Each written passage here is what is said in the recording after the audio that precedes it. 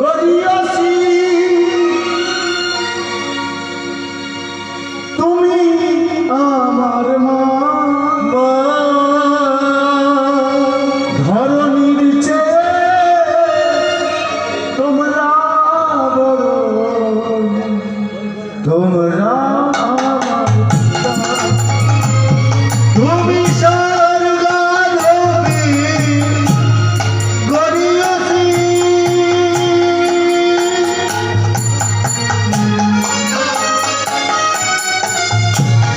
তুমি আমার মা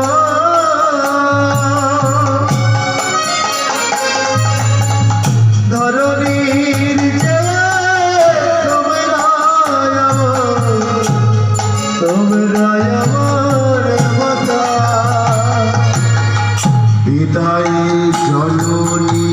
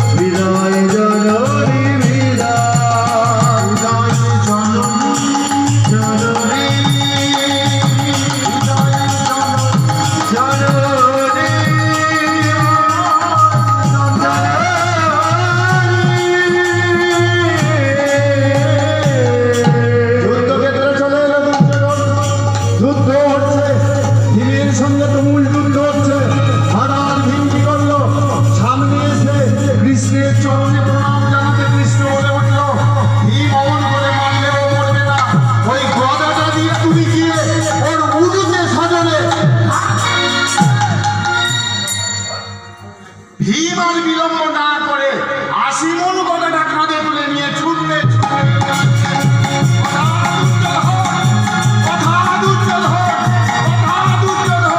দুর্যোধনকে দেখতে পাওয়ার সঙ্গে সঙ্গে ভীম তার 80 মণ গদা দিয়ে উড়ুতে সজলে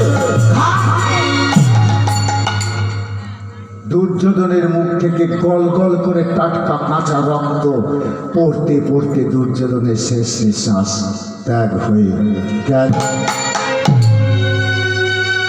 শকুনি বলে উঠল, কৃষ্ণ চরণে তোমার প্রণাম করি। আমাকে তুমি এমন করে জন্ম দিলে যে আমাকে সমাজে মেনে নেবে না, সবাই বলবে খারাপ লোক, আমাকে সবাই ডাস্টবিনে ফেলে দেবে। বলো কৃষ্ণ। কৃষ্ণ বলে উঠল, শকুনি তুমি শোনো, এ যুগে তুমি ডাস্টবিনে পড়ে থাকলেও কি হবে, এরপরে আসছে কলিযুগ। কলিযুগে তুমি জন্ম নেবে।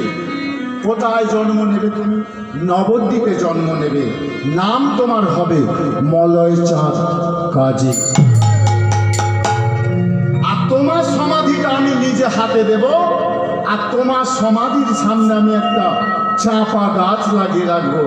আমার আশীর্বাদ স্বরূপ প্রত্যেক দিন চাপা ফুল একটা করে তোমার সমাধির ওপরে পড়বে।